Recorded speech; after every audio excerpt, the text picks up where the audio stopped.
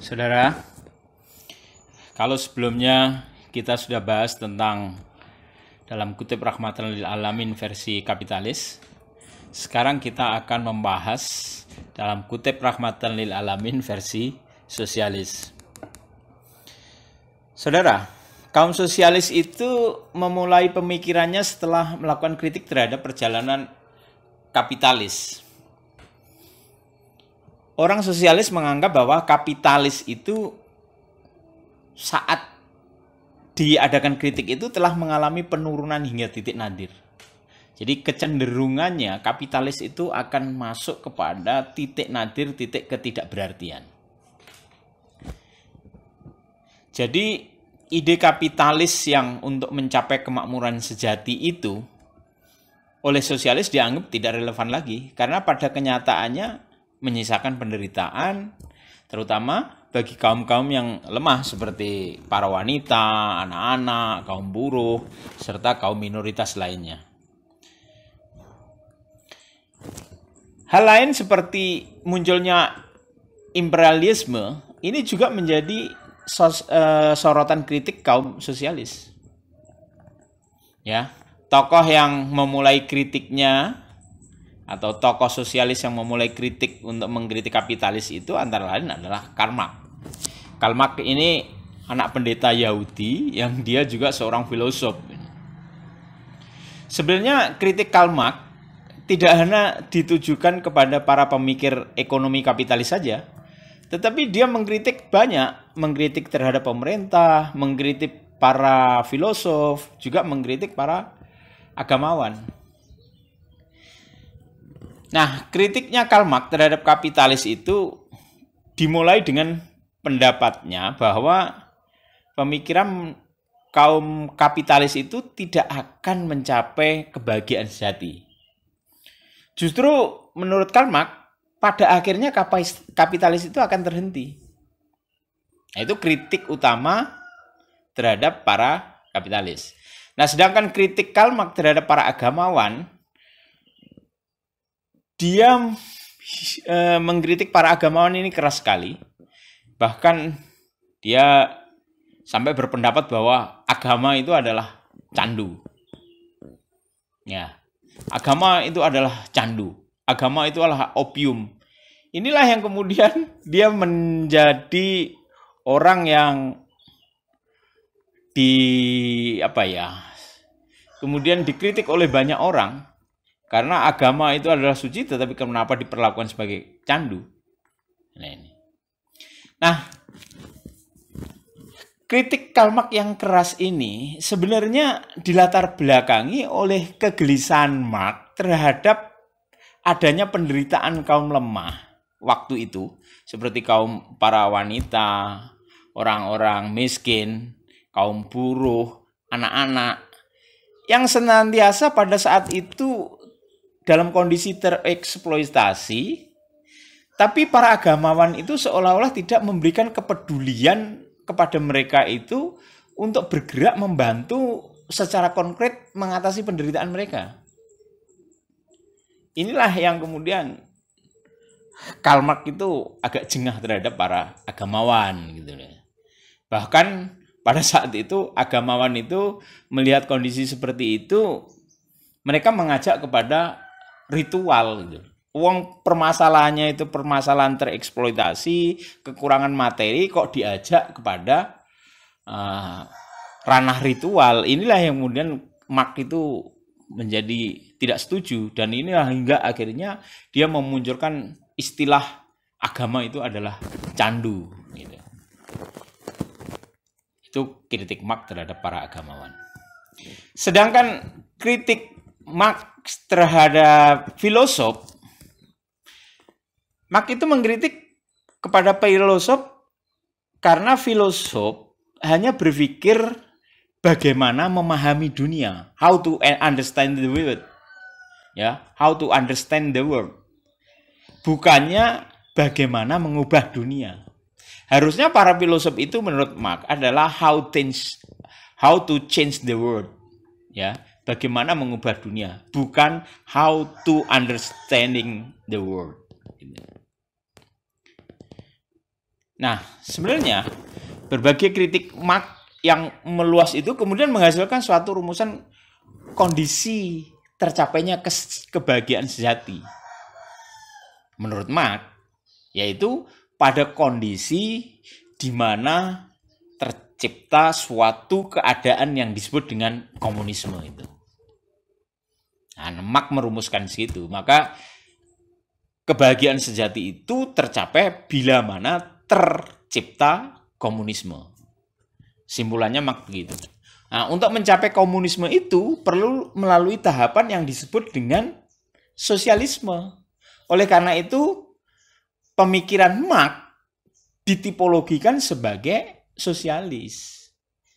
Jadi sosialis itu adalah suatu tahapan untuk mencapai komunisme. Kembali ke pemikiran ekonominya Marx ya. Pemikiran tentang ekonomi politik ini sebenarnya sangat mempengaruhi cara berpikirnya Karl Marx. Marx mempelajari ekonomi secara teliti dan ia berpandangan kritis terhadapnya. Tapi cara pandang Marx ini tidak disetujui oleh para sosiolog dan ekonom Inggris. Para sosiolog dan ekonom Inggris ini rata-rata berpikiran tidak sejalan dan bahkan kritis terhadap pemikiran Marx. Ya. Orang-orang Inggris lebih cenderung menerima gagasan Smith yang menyatakan ada kekuatan yang tak terlihat atau the invisible hand yang menentukan pasar barang dan pasar tenaga kerja. Bagi mereka, pasar itu dilihat sebagai sebuah realitas independen yang berdiri di atas individu dan mengendalikan perilaku individu. Nah, para sosiolog Inggris seperti ekonom politik tetapi berbeda dengan Marx. Mereka melihat pasar itu sebagai kekuatan yang positif. Para sosiolog ini melihat bahwa pasar selain sebagai kekuatan positif juga sebagai sumber keteraturan, jalan untuk menuju harmonisasi, dan sebagai pemersatu dalam masyarakat. Karena mereka melihat pasar dan lebih umum lagi melihat masyarakat menurut pandangan mereka yang positif. Maka mereka, para sosiolog Inggris ini berpendirian bahwa tugas sosiolog itu bukan untuk mengkritik masyarakat, tetapi semata untuk mengumpulkan data mengenai hukum-hukum yang mengatur kehidupan masyarakat. Tujuannya adalah untuk menyediakan fakta yang diperlukan pemerintah guna memahami cara bekerjanya sistem masyarakat dan mengaturnya secara bijaksana. Jadi tekanannya adalah pada fakta. Sementara Karl Marx berbeda. Karl Marx memperhatikan struktur masyarakat untuk menemukan fakta yang mendasarinya. Nah, berbagai pemikiran Marx itu tertuang di dalam banyak bukunya dan juga terlihat dari gerakan politiknya. Tapi sebenarnya kalau kita cermati dari pemikiran-pemikiran Marx, pemikiran Marx itu dapat kita peras menjadi 5 saripati pemikiran Marx. Yaitu yang pertama adalah dialektika materialisme, yang kedua adalah materialisme historis, yang ketiga adalah Yang ketiga adalah class struggle atau pertentangan kelas. Yang keempat adalah doktrin kediktatoran proletariat. Sedangkan kelima adalah paham komunisme itu akan menang jika sudah menjadi fenomena dunia. Oke, sekarang kita lihat dari yang pertama, dialektika materialisme. Inti pemikiran Karl Marx sebenarnya terletak pada atau bertitik tolak dari materi. Jadi untuk hal-hal yang bersifat non-materi seperti gagasan, pikiran, agama, keadilan, itu dianggap sebagai fenomena yang palsu atau disebut dengan epifenomenon. Dia bersifat ilusi. Nah, pemikirannya Karl Marx yang seperti ini diilhami oleh pendapatnya Bach yang berpendapat bahwa otak itu kalau tanpa didukung oleh fosfor tidak dapat digunakan untuk berpikir. Nah, pendapat ini menunjukkan bahwa dialektika materialisme itu bercorak logical consequence. Nah, ini diperkuat pula dengan pendapatnya Karl Marx sendiri yang mengatakan bahwa sejarah timbul akibat benturan antara tesis dan antitesis yang kemudian menghasilkan sintesis. Sintesis ini sendiri kemudian menjadi tesis baru dan seterusnya. Nah, pemikiran yang pertama ini berkorelasi dengan pemikiran dua, yaitu materialisme historis. Nah, dalam pemikiran materialisme historis ini kita bisa berpendapat bahwa Marx itu sangat teliti dalam menganalisis perubahan peradaban. Sehingga ia berkesimpulan bahwa terdapat hukum sosial yang membawa perubahan ke arah progresif. Nah, permulaan peradaban itu inilah yang disebut dengan komunisme primitif atau komunisme awal itu yang berganti menjadi feodalisme, kemudian berganti lagi menjadi kapitalisme, kemudian berganti lagi menjadi sosialisme, dan nanti akan berganti ke terminal akhirnya yaitu komunisme. Jadi komunisme itu oleh Marx ditempatkan sebagai kondisi ultimate reality yang dapat tercapai jika telah menahapi sosialisme. Nah, saudara, pendapat Karl Marx yang kedua ini dilatar belakangi oleh pengamatannya yang menunjukkan bahwa dalam realitas kehidupan sosial itu terdapat dua kelompok, yaitu kelompok penindas dan kelompok tertindas. Pada masa awal komunisme, kelompok penindas ini nggak ada. Kenapa? Karena tidak terdapat pengakuan kepemilikan pribadi. Penindas ini muncul setelah adanya pengakuan kepemilikan, yang efeknya kemudian memunculkan perbudakan. Yang inilah kemudian mengawali lahirnya feodalisme.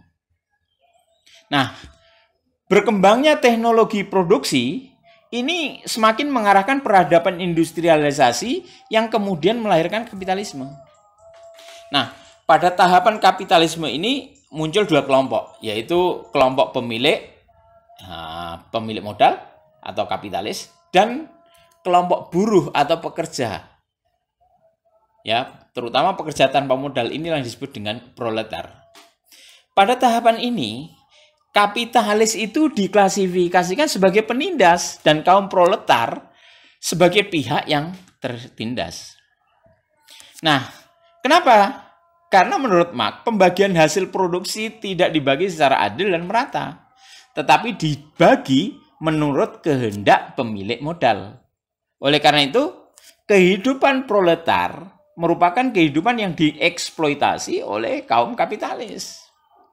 Nah, ketidakadilan yang terjadi pada tahapan ini memunculkan perlawanan hingga melahirkan gagasan gerakan peradaban sosialisme. Gerakan sosialisme sendiri itu ingin mencapai keadaan yang adil dengan cara memompakan kredo sama rata sama rasa. Ketika telah terjadi kondisi yang sama rata sama rasa ini, tidak ada lagi eksploitasi. Manusia telah bisa mengembangkan potensinya secara maksimal. Nah, kalau ini sudah terjadi, maka berarti sudah mencapai tahapan komunisme. Untuk mencapai tahapan itu, Marx berpendapat perlunya suatu keharusan sejarah, historical necessity, yang ini merupakan saripati pemikiran Marx. Yang ketiga, keempat, dan kelima. Yang ketiga apa? Yang ketiga adalah pertentangan kelas.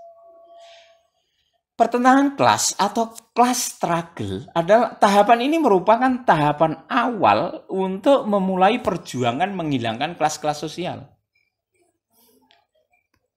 Caranya adalah dengan terlebih dahulu mengidentifikasi kelompok masing-masing yang saling bertentangan, yaitu kelompok penindas dan tertindas, tuan tanah dan penggarap, kapitalis dan buruh. Kelompok yang lemah harus berjuang melawan kelompok lawannya untuk memperoleh kembali hak-haknya agar dapat hidup setara. Inilah konsep pertentangan kelas atau class struggle yang diciptakan oleh Karl Marx itu. Sedangkan yang keempat, doktrin kediktatoran proletariat. Ini adalah tahapan setelah class struggle. Caranya adalah dengan membuat pemerintahan yang diktatorial tetapi melulu untuk kepentingan rakyat. Dengan cara melikuidasi aset-aset kapitalis menjadi milik bersama. Nah, contohnya adalah dengan melakukan land reform. Ya, ini sebagai upaya untuk menciptakan kondisi yang sama rata, sama rasa tadi itu. Nah, tahapan 3-4 ini memperkuat tahapan kelima. Ya, tahapan kelima ini adalah paham bahwa komunisme itu akan menang jika sudah menjadi fenomena dunia. Oleh karena itu, ajaran komunisme harus disuarakan dan disebarkan ke seluruh pelosok dunia. Nah, caranya dengan menerapkan pola-pola misionaris. Ini menunjukkan bahwa komunisme merupakan ideologi misionaris. Sehingga komunisme seringkali berbenturan dengan ajaran yang bersifat misionaris lainnya. Gitu loh. Nah, tahapan-tahapan inilah, 5 tahapan inilah yang diyakini Karl Marx itu bisa mencapai komunisme. Dan komunisme itu oleh Marx direpresentasikan sebagai suatu fenomena kebahagiaan abadi. Tapi lagi-lagi kita lihat paparan kita ke depan itu.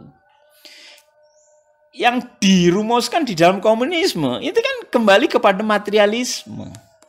Hal-hal yang imaterialisme seperti agama, kepercayaan, dan lain sebagainya itu tidak tersentuh. Kalau itu tidak tersentuh, ranah spiritual maka tidak tergarap. Kalau ranah spiritual itu tergarap, bisakah menjadi kebahagiaan abadi?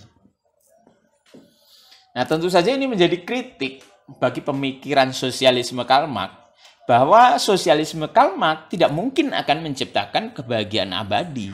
Karena untuk menciptakan kebahagiaan abadi itu adalah total, material, imaterial, individu, dan sosial.